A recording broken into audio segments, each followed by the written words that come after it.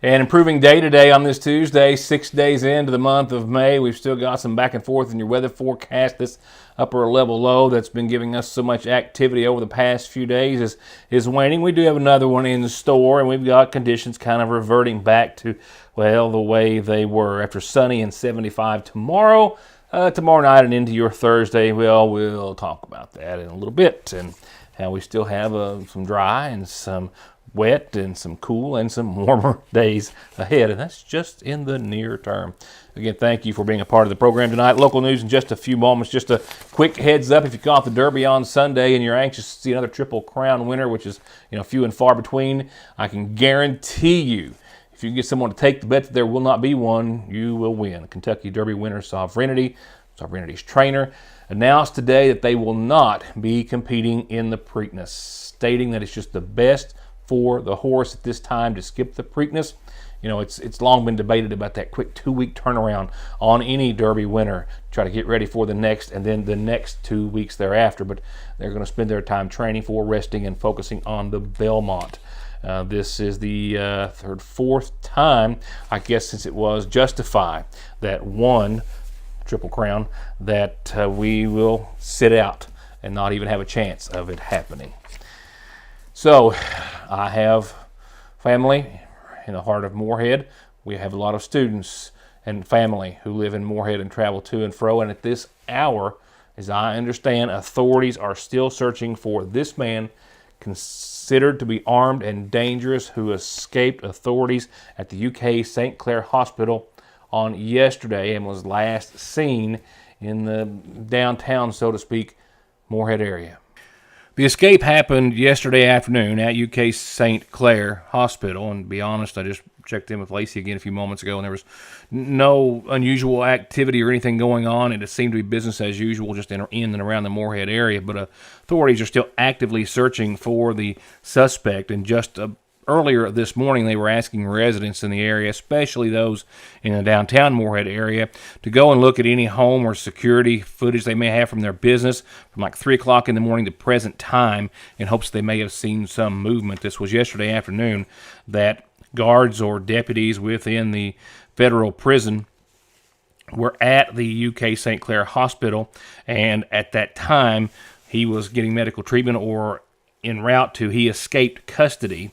He was tased. It had no effect on him. He still ran and was last seen near the Boot Ranch store there on Main Street in Moorhead, or just off of Main Street.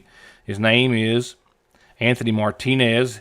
He stands about 6'2", weighs about 210. He does not, at this time, have any facial hair, so this photograph here is not indicative of his last appearance. He was wearing his orange jumpsuit when he escaped, and authorities are just pleading with everyone to stay very alert, stay very vigilant, and if you see anyone or know anyone in the area who does match that description or have any suspicious activity in or around their home or business, to please call Moorhead Police or the Kentucky State Police.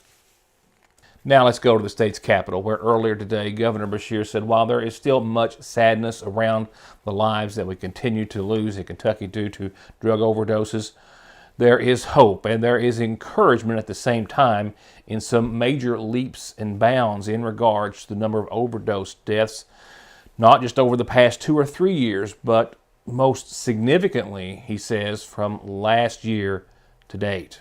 We're here today to celebrate a truly amazing milestone. After years of challenges and struggle, we are seeing what real hope looks like in the Commonwealth's fight against the scourge of addiction. Just last week, we received data from 2024 showing that Kentucky saw a decrease of 30.2% in overdose deaths compared to 2023.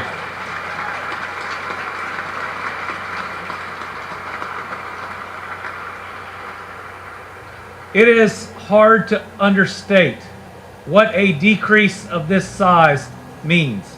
I remember last year when we had reported a 9.8% decrease compared to the previous year, and the type of hope that that had created, and how in 2022 there was a decrease of 2.5% from 2021, making Kentucky one of the only states that's now seen 3 years of decreases in a row. I think about 2022 being that first year since 2018 we saw those numbers moving the right way. It is a hard-fought miracle that we are here to celebrate the third year in a row that overdose deaths have declined in the Commonwealth of Kentucky, which means more Kentuckians have achieved recovery and more of our families have been saved. Thank you all for your work.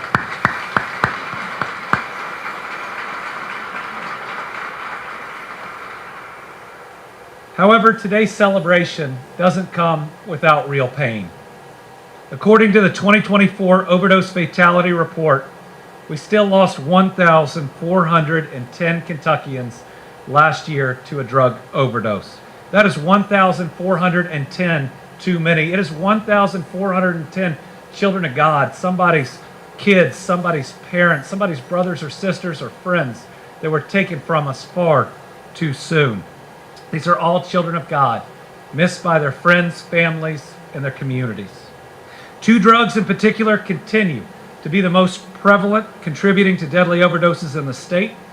Fentanyl was present in 62.3% of overdoses, while methamphetamine was present in 50.8% of overdose deaths. Today, we also have another sign of hope, because I remember last year being here to celebrate an almost 10% decrease overall, but our African American population had actually seen an increase. Well, we can now report that in 2024, we saw a 37.3% decrease in our African American populations for drug overdoses. The governor says they as well saw a decrease of some sort to some degree in almost all age groups except for 75 to 84. He also attributed that to a lot of things, a lot of hard work. Also 170-some-thousand doses of Narcan, which the state distributed last year. Some 84 syringe exchange sites, which are operational. And he also noted that Medicaid offering coverage to assist helped some 142,000 people in Kentucky last year. I'll be right back. Johnson Central High School stands alone in providing the most college and career programs of study in one building throughout the entire state of Kentucky. This includes pathways in everything from the medical field to engineering, telemedia, welding, agriculture, and even aviation. And that's just to name a few of the 32 different choices. Work has also been started on a brand new state-of-the-art high school. So now is the time for your child to experience the power of opportunities in Johnson County schools. For whatever reason, if your working days are over, don't do anything before you meet Grover. Social Security, disability, SSI, work injuries, wear and tear, and hearing loss. 888-9-GROVER. One name, one call, one ultimate solution to your heating and cooling, sales, 24-hour service, and installation for home, commercial, boilers, chillers, and VRF systems. With over 15 years of experience and now based right here in the viewing area, Ultimate Air. 496-6650. Colin Mockery and Brad Sherwood, the dynamic duo from television's Whose Line Is It Anyway, are coming to town, and they're asking for trouble. Our show is completely made up. Prepare for a side-splitting interactive extravaganza as these improv wizards hit the stage, serving up a night of unscripted comedy gold. It sounds like a big waste of time and a lot of money. It is. Don't miss Colin Mockery and Brad Sherwood. Catch them on Sunday, May 18th at the Mountain Arts Center. Get your tickets today at macarts.com. I believe in Kentucky. I believe in Kentucky. I believe in small town values. And mom and dad and the things they handed down. I believe some of the best people in the world are farmers. I believe in insurance that protects families, homes, and cars. I believe in always finding a way to do what you love. I am Kentucky. I am Kentucky. I am Kentucky. There are several risk factors that may put a patient at risk for heart disease. Especially people who have diabetes or hypertension or high cholesterol and have a family history of heart disease. Neglecting to see a cardiologist can put you in trouble. You may develop problems that may not be reversible. We see many people who do not have an actual diagnosis of a heart problem, but may be at risk of heart disease, and we do whatever we can to help mitigate that risk to help prevent disease in the future. ARH, more for Appalachia. I'm awaiting a few details on a couple of arrest reports. One, a McGoffin County man facing sex-related charges with a victim reportedly under the age of 12, arrested and in jail at this time, as well as another case of theft that I'm just awaiting on a few details from the Big Sandy jail on. So let me pause those just for a few seconds. We'll go on over to tonight's McGoffin Farm Bureau calendar for a few announcements. Remember, birthdays and anniversaries and important announcements like any of those from your church, group, club, organization can always be found on our calendar. A couple of fun fundraisers on the calendar tonight. The first one's coming up this Saturday. The North McGoffin Fire Department is putting together a big ride, ATV, UTV ride over at Mine Made Adventure Park. They're going to register at 9 o'clock this Saturday morning. Wait till you see the weather forecast. Talk about perfect for riding. The ride will start at 10 o'clock that morning, and along the way, door prizes, drawings. I mean, it's going to be a nice one. And they will depart at 10 o'clock, and it's $20 per recreation vehicle, not per person. If you have any questions, contact anyone with North McGoffin or just show up and be ready to have a fun time this Saturday morning. Remember, you can register that morning at 9 o'clock. And the McGoffin County High School FFA is having a horse show Saturday the 24th of this month. 27 classes, I think. Gates will open at 5. It's $5 for everyone except kids 5 and under, and they get in for free. So take the fam. Cheap entertainment, fun entertainment, great venue. I mean, it's just great all the way around. As is our calendar, by the way. Anytime you need it, please call me and let me know what you need it for. We'll tell everyone. From there, we'll go on to funeral service announcements this evening, brought to you nightly by the McGoffin County Funeral Home. First, services have been set for tomorrow at 1 for Bub O'Carty, James Wilbur, Bub O'Carty, 79 of Old Bend Road. He passed away Sunday, the son of the late Silas and Desidrea Montgomery Carty. He's preceded by his parents as well as his sister Wilma. He's survived by his wife Phyllis, daughter Melissa Carty Hines, son Jeffrey Neal Carty, sister Donna Ray Yockel, brother Larry Cottle, and a number of grandsons, I think 2, Christopher Neal Carty and Trey Matthew, and a host of family and friends. Funeral services for James Wilbur Bubbo Carty will be held tomorrow at 1 from the Carty Primitive Baptist Church on Craft Creek under the care of the Sagersville Funeral Home. And since I saw you last, services have now been set for our dear Irma Wireman Lovely, 90, from Sagersville, who passed away on Monday at St. Joe. Irma is survived by her sons Ralph and Willie Ray and Lee Lovely, her daughters Rose M. Lovely, as well as Mary Rife and brothers Claude Wireman, Russell Wireman, as well as Cashetta Hill, 17 grandchildren and a number of great-grandchildren as well. Irma is preceded in death by her husband Cecil and sons Cecil Jr. and Carter Lovely, 5 brothers and 4 sisters, and she, of course, is very well known for her weekly column in the Sagersville Independent, which we have the blessing of continuing for the next few weeks, as she'd already submitted everything for the month of May. She's done so for a number of decades and will be missed and cherished forever here as well. Funeral services will be held this Friday at 1 from the McGoffin County Funeral Home. Friends can call in the funeral home Thursday night after 5 for visitation. Services start Friday at 1 for James Franklin Conley, 78 of Marion. He passed away on Thursday, the son of Raymond and Ruby Adams Conley. He's survived by his kids James D. Conley and Rita Tolley, granddaughter Jamie Conley, and siblings Bob Conley and Pearlie Lynn McCarty. He's preceded in death by his wife Edith Rose and his brothers Sam and Eddie. Services will start at 1 Friday at the State Road Fork Church, under the care of the McGoffin County Funeral Home. And lastly, asked to be read in loving memory on what would have been his birthday, Lindsey Wheeler, always loved and missed by his family, again, in loving memory.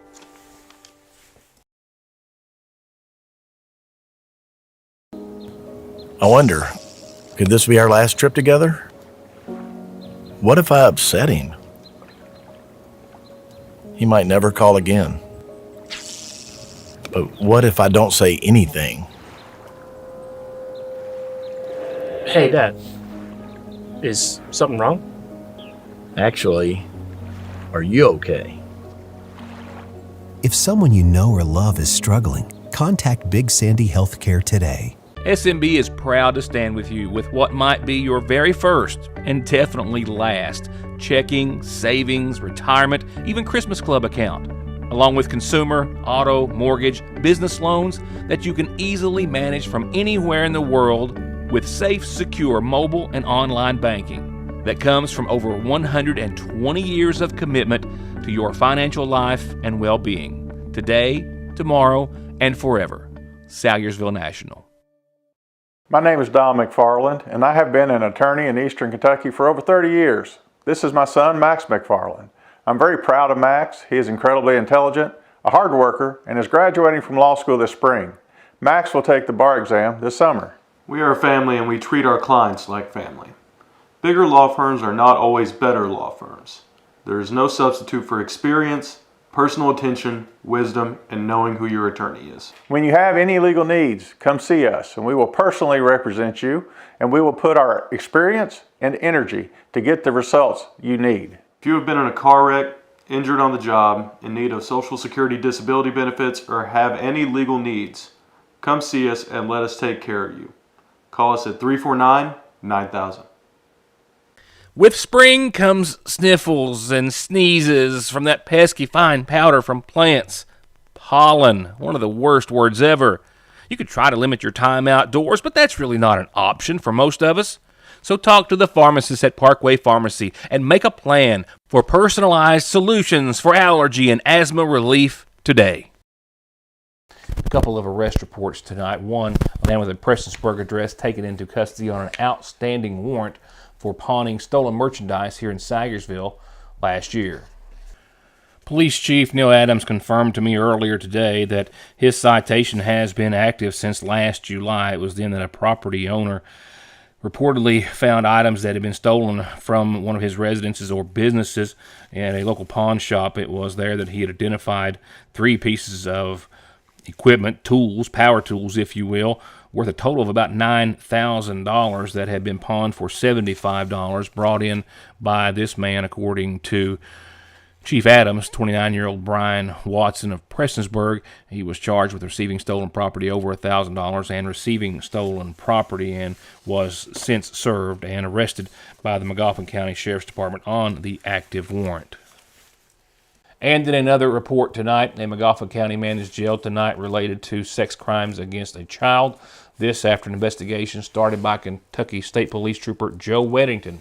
The states from October of 2024 through the end of last year, during that time span, that this man is accused of sodomy in the first degree with a victim under the age of 12. Weddington's paperwork on the case says that he was made aware that the victim disclosed that the offender would be naked in front of the victim, that the offender would also perform sexual acts in front of the victim, and made the victim touch parts of his body, and not only physically assaulted the victim, but also did at one time with a knife. As a result, per the investigation, Weddington says that Gary M. Blanton of Salyersville was charged with sodomy, first degree, victim under the age of 12. No court appearance has been made at this time. We will follow the case as it goes through the court system. Now let's take a look at a still very active 7-day, severe weather not so much, active weather so much, but there is some sunshine and some 70s in between. We're still longing for the return of the 80s, and we're gonna have to do just that for a little while. It is a good sign that we don't have to go to local Doppler radar because there's nothing on it. Yay us. Wouldn't put that into being the case in a full 24 hours from now, because it's not going to be. We topped out at 72 today. We're at 69 right now after catching the end of the first show. Winds out of the west 2 to 3 miles per hour. Well, now out of the east 2 to 3 miles per hour to be specific. And the biggest gust I had today was right around 12 miles per hour. Humidity is at 48%. Zero rain, big goose egg there. We've got enough in the tank. Sunrise 6:31, sunset at 8:28. And again, 69 on our way down to about 49 expected tonight. Under mostly clear skies. The skies have been clearing. Took a little while to get to that 72 degrees today. We finally made it. No complaints. It was just a little slow roll to get there. Look for that fog in the morning again with that moisture in the air. 75 degrees for tomorrow's high, so a bit warmer. A little fog at the beginning, but sunny skies and a nice Wednesday in store. Shower chances are slim for your Wednesday, and they're technically over into your Thursday at around 2 or 3 in the a.m. So start to finish, your Wednesday will be a good one with 75 and 54 for your high, your low. Thursday, we will see some sun. We will see the low 70s as a result. Another low coming through. And with that, partly sunny skies on Thursday will be followed by a 70% chance of some showers and then thunderstorms in the afternoon and evening time frame. Those shower and storm chances actually will wane by tomorrow night and be gone, I think, well by the time we start our Friday. And temperatures will ebb a little more from 73, partly sunny, and those showers and maybe a few thunderstorms Thursday to about 69 and mostly sunny, pretty close to where we were today for your Friday. That's not a bad Friday forecast. Clear that night, low in the mid-40s, right around 45, so a little chill in the air certainly. And not the 70s or not the 80s, but at least one of them does return, and we get close to the other by the end of your outlook. Saturday, your weekend, not all that bad. 72, another completely dry day, both days for your weekend. Again, Saturday, mostly sunny, and we'll be in right around the low 50s instead of the mid-40s for nighttime lows Saturday night and into your Sunday. Last half of your weekend, well, not all that bad, mostly sunny and 76. Shower chances that you see there at the bottom of your graphic really aren't until, I think, late Sunday night. So I'm counting on the next 4 days to pretty much be nice, and temperatures varying in the 60s and 70s. And then starting off next week with partly sunny skies on your Monday, upper 70s, round about 77. Nighttime lows increasing to the upper 50s, around 59, albeit with a 40% chance of showers and thunderstorms on your Monday. That bumps it up just a bit to about 50, with 78 and partly sunny on your Tuesday, and that's getting us back closer to the 80s and definitely to where we need and really should be for, May. That's it. Good Tuesday. Thank you for being here. Enjoy the rest of your evening. I hope to see you back here on the next one.